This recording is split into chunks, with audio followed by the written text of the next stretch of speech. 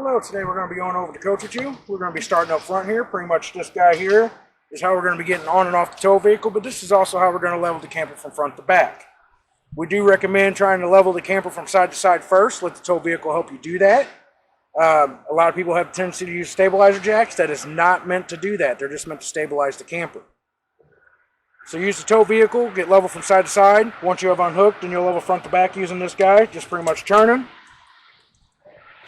And then you would lower your stabilizer jacks, which is located on each corner of the camper. It is a 3/4 socket. It does have the manual crank inside your storage compartment. Next, you got our 20-pound propane tank. This guy is full at this time, minus from what I used to test the system with. We have our 24 series deep cycle battery. We do have a battery disconnect located down below here. Pretty much this guy, you turn, and that key will sit out. You're going to do this whenever you're storing the camper. Anytime you are pulling the camper, you're plugged in the Sure Power. You want that on, or the key in there and on, so that way it will charge the battery for you. All right, let's come around to the side here.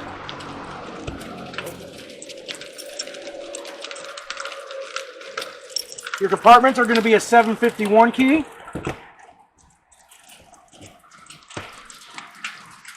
Inside here is just going to have your pass-through storage compartment. On the other side is going to be that manual crank I was telling you about for your stabilizer jacks.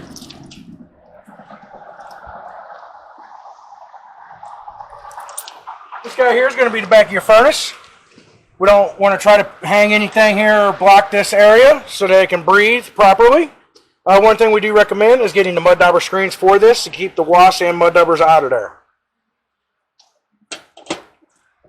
Next here is going to be the water heater. Your water heater is going to be gas only. That is going to be controlled from the inside. I'll show you where that is once we step inside. Whenever you are done camping, you do usually want to make sure you get all the water out of the unit.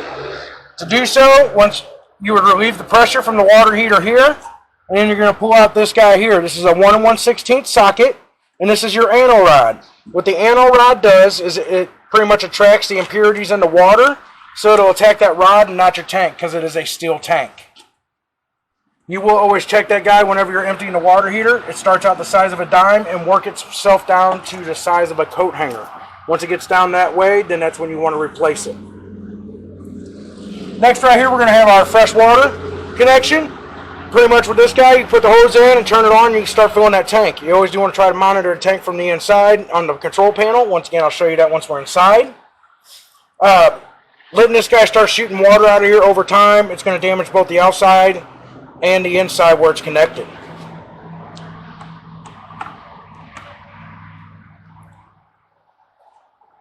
The drain for him is going to be located right down here. You just remove that cap, and then it will start draining the fresh water tank. I did have water in it at this time. I am going to go ahead and actually take this cap off to start draining the tank, because you guys told me you ain't going to hardly ever be using it. And now I'm just going to set that cap right inside our water heater compartment area.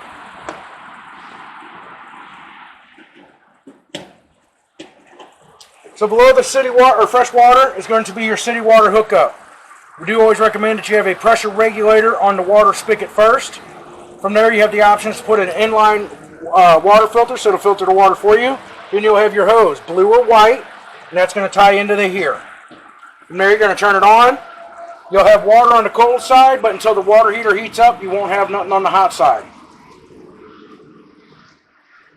Next, we do have our 30-amp power cord. It is yours to take with you. It does come with the coach. With our tires, and there is a notice sticker right here that you always want to make sure you check the lug nuts. It's recommended you use this at 50, 100, and 200 miles, according to the sticker, and these guys are torqued to 100 foot-pounds. And it is a 19 millimeter socket. Next here we have the black tank flush. This guy here is like a sprayer inside the black tank, sprays around and gets that nastiness out. You're going to do this whenever you go to dump the black tank. You're going to make sure that you have your sewer hose connected. From there it's into the sewer dump. And then you'll open the black valve to start draining. Pretty much just pull it open to drain. From there, most of the sewer hoses come with a clear elbow. We're not trying to look at our nastiness, but we're going to be able to see Well, we're using this when that water starts coming out clean. With this guy, I do also usually recommend getting a pressure regulator. The reason for that is because on the back side of this is a plastic check valve. Too strong a water pressure can damage that check valve. Also, whenever you are done, or keep it simple, black tank, black hose. Once you are done, unhook it from the water spigot. The reason why is because on the back side of here, there's a hose from potentially this long to that plastic check valve. That water will drain out because there was no pressure to push it through the check valve. So down below here is where we have the black tank and gray tank. Nice thing is they got the handles to tell you which tank is which.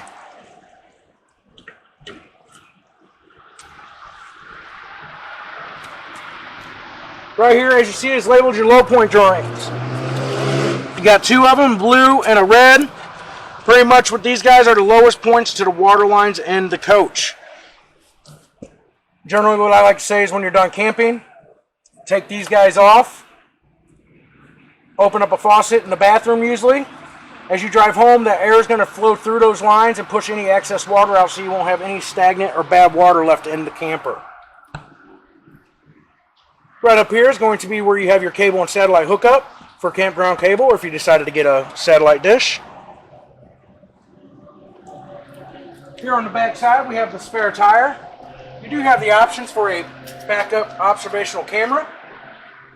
Down below here is going to be our outside shower, where you have the options of hot and cold water.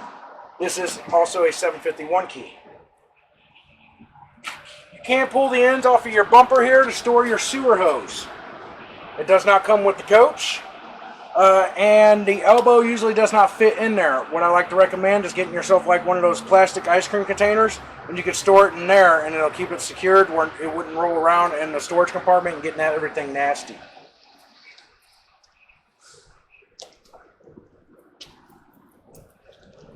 Inside here is going to be our little outside kitchen area. They do provide the space to where if you wanted to get an outside grill, and it does have an LP quick connect down below for that. One thing to note is there is a warning sticker here. If you are going to be using an outside barbecue grill, do not have the awning out. Potentially could get hot enough to where it would melt or even catch on fire. Then you got your outside fridge here that is 110 only, so you do have to be plugged into Sure Power for it to be working. Our plug for that is going to be over here on the side, but they also do provide a USB port there, so you can plug it in to kind of charge your phones if you needed to, or if you had a Bluetooth device, like a Bluetooth speaker that you actually have inside. This here is also a 751 key. I'll show you your keys in just a minute once we open the door. Do have an outside plug here, so if you wanted to plug anything up outside. I will show you how to operate your awning once we have opened the door, and then of course we have the other side over here. Oh, I got this one locked as well. This is just the other side to your tunnel box area. And then we kind of talked about this when you guys were here. For a solar panel, it's just a simple plug and play. You do have another caution sticker here. That is to let you know that you want to have the stabilizers down before you get inside the coach. The reason for that is a single axle. Too much weight towards the back can cause the front to lift, and it could start to have the camper start moving.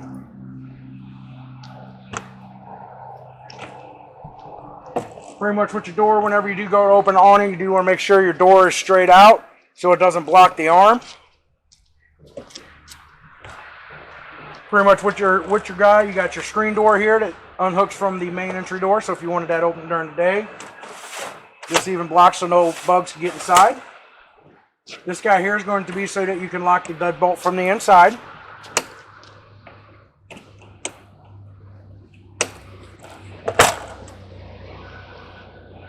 Our cleaner has moved our keys.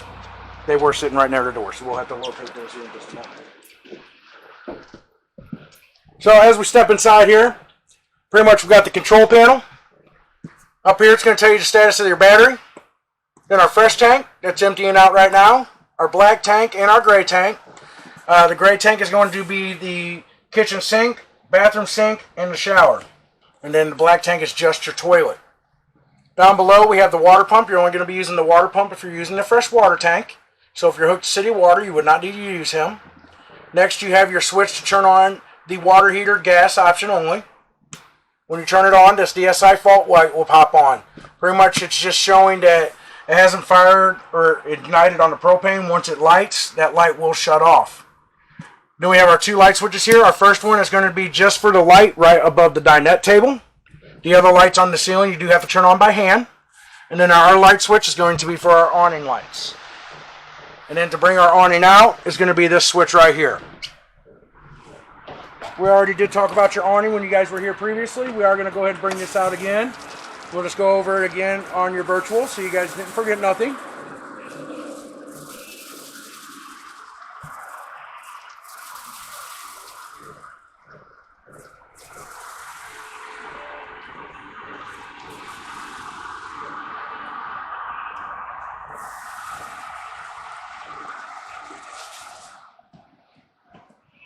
Pretty much when your flap comes down, pretty much straight vertical down, it's going to say it is all the way out. Pretty much these guys here are going to be pitch arms. And it is labeled right here. It says pull down to adjust the pitch. Right here. And pretty much that guy just goes down just like so. And as you see, it will create an angle as a shade protectant. I do have to let you know that this guy is not meant to be left out in the rain. Whenever you go to open these guys back or put these guys back up in this position, you normally don't want to have them fully vertically straight. You're going to have a small minor pitch to this. If you try to push this straight up and down over time, it's actually going to damage the inside components. And the next thing you know, you'll bring it out, and this is all it's going to do is just drop all the way down, and you won't be able to set it straight back up. Always make sure there's a minor pitch to that.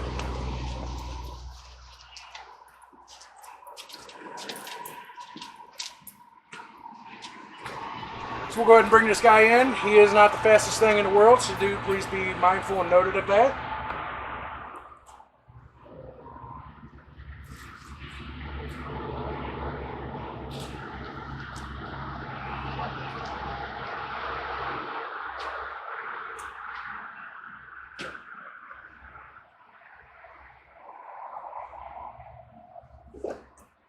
All right.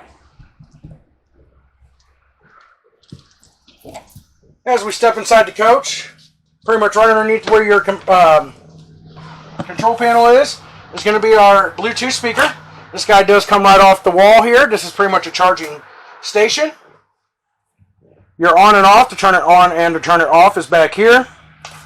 When you turn it on, it will show you how much battery life is in it. Pretty much all 4 lights would be lit up. You hold that in for about 3 to 5 seconds, and you see all the lights are hooked up, and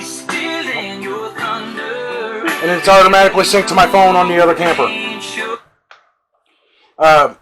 Pretty much most of these guys all have the same code for the Bluetooth setting.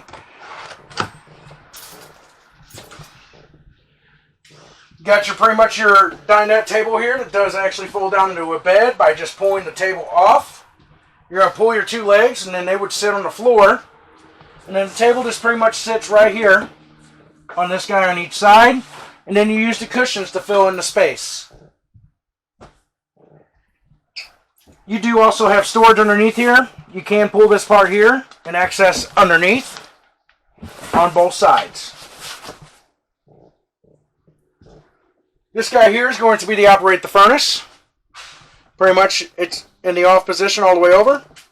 It has a small little click. You'll feel it whenever you're handling the controls.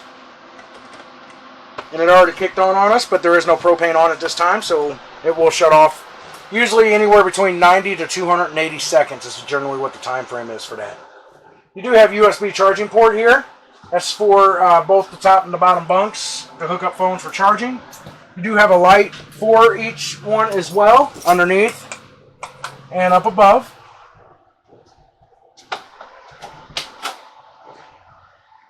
Inside the bathroom area, pretty much we got our sink area here. Your light you do turn on by hand, just a little center push button. That's the way all your lights are going to be in the coach. This is going to be your GFCI located right here, so if there's outlets that's not working, Most of them are labeled GFCI. If that ain't working, come in here and see if this guy has been tripped. We do have the toilet. With the toilet, whenever you're going to add water, you're going to lightly press down on the pedestal so you can add water so you can do your business. Once you're done, you push it all the way down to flush. There is always going to be some kind of liquid left inside of here. The reason for that is because you don't want that seal on top here to get dry rotted or brittle, because then the smell can start to come through. I know a lot of times with water getting stagnant and bad, it will stain the toilet over time. I usually like to recommend trying to use some of the camper RV style antifreeze. It is pink, but it's not going to give it that yellowish stain on the glass, on the porcelain, or on your bowl of the toilet. Another thing you can also do is take nonstick cook spray and spray the bowl of the toilet. It helps everything slide down easier and it makes an easier clean for the cleaner. Pretty much we got the shower here, pretty much the hot and cold. It does have a button on this guy. This is so that it reduces the flow of water, because the average American uses 38 gallons of hot water when they take a shower. Your water heater is only 6 gallons. If that tells you anything, you're just outmatched. So that reducer kind of helps you try to preserve the water. You're going to take what they consider to be a military style shower. So you're going to turn it on, you're going to rinse yourself down, then you're going to hit that button. You're going to suds up, turn that back on to rinse off and get out. It's about the best way you're going to be able to preserve that hot water that you have. You do have your exhaust vent up above. Pretty much you just crank handle, you turn to open, and then you got your power switch.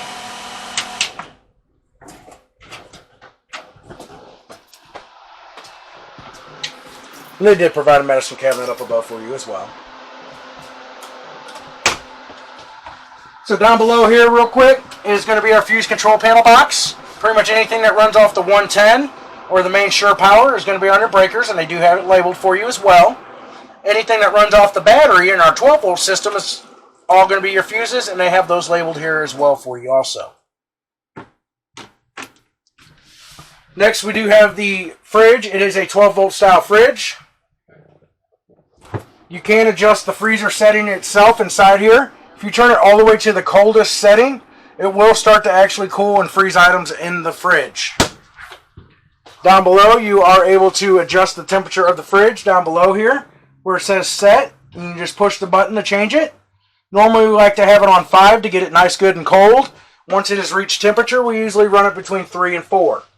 This guy can also be turned off so it doesn't drain your battery, since it is a 12-volt style fridge. You're just going to press and hold the set button there for 10 seconds, and it does say that right there for you. Also, whenever you turn off the battery disconnect, it would also turn off the power to this as well. Then we got our cabinet up above here. Then we got our sink. The microwave, pretty self-explanatory. One thing we'd maybe recommend is setting the time. If you guys go out and do something and you come back and you see that there's no time set, it shows that there was a power failure at your campsite. So you can look in to see what happened going on there. Next, we do have the stove here. It is just a simple 2-burner style stove. You do always want to make sure that you have the exhaust fan on for him. And you do have a light as well. So whenever you go to use this guy, if you push this in, try to turn, it ain't going to give you nothing. The reason why is because you do have to turn this switch on. This switch does light up these guys, but it's also the relay switch for the spark igniter. Like I said, it's probably not going to light because we don't have the propane on. But once it's lit, you will just set, pretty much you got the high and low settings on that.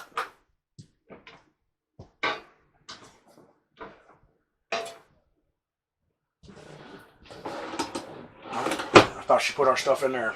Where did she set our stuff? Oh, here she did. All right.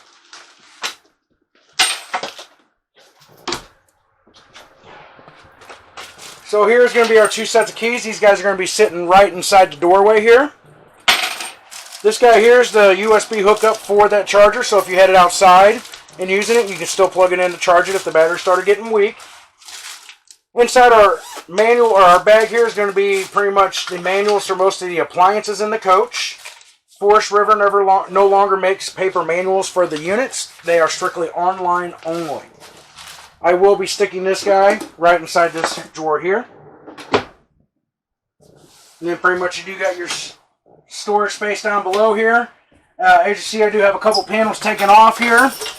Pretty much just to show you where your bypass is going to be for the water heater. Pretty much you're going to bypass the water heater whenever you go to winterize the camper. Pretty much it just allows the antifreeze to get not to go into the water heater. And pretty much on this side, you got your line here that will go into the antifreeze. And then there's a valve you turn back here. And then you're going to use the water pump to winterize your camper. As long as you can get all the water out of the camper, you can usually get by with winterizing your camper with about 3 gallons of antifreeze. If there's water in the coach when you start to winterize, you will go through more. Generally anywhere between 4 and 5. Now we'll get those panels put back on for you. Down below here is where your furnace is. There is no ductwork for it, just comes straight directly out of that guy. Over here on the side is where our carbon monoxide and LP detector is going to be located. We are going to go ahead, and this is what this sticker right here for, is just to make sure that you test the system. So pretty much we're just going to perform that test right now. It should be begin. And then it goes back to green. It's recommended you do that every 7 to 14 days. You do got another outlet USB charging port here. Same as up above. This is where our TV would get mounted, is in this general vicinity here. A lot of times they just throw this sticker on the wall, so if I believe you mentioned you had a stud finder, so please just double check this area before securing. But then you have this guy on the far side is going to be for the antenna and satellite. This one here is going to be for your antenna that is pretty much on the roof already. And then this here is your TV antenna booster. This has to be on for you to scan for TV channels. And then this is also prepped for a Wi-Fi. Or prepped for a Wi-Fi satellite. This guy here is going to be your fire exit window. This is on a hinge, so the whole window would fling open if you cannot make your way to the door to get out.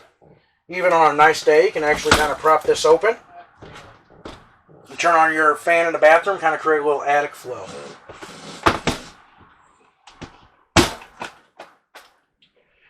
Pretty much you got your Murphy style bed here. These guys here, we just kind of set these out of the way. This is actually liftable, so you can access the tunnel box area. Pretty much for the Murphy bed though, you're just going to unlock it. This piece here will fold down.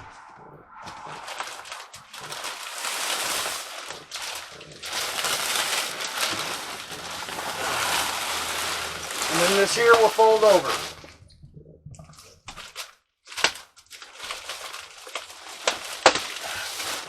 Of course, it won't get stuck on there once that plastic is taken off. It's just, we don't take plastic off the mattresses to make sure they don't get damaged before you guys get to use them.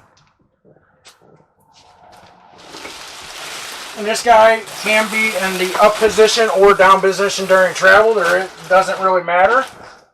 So if you just wanted to leave it down when you're traveling, you can.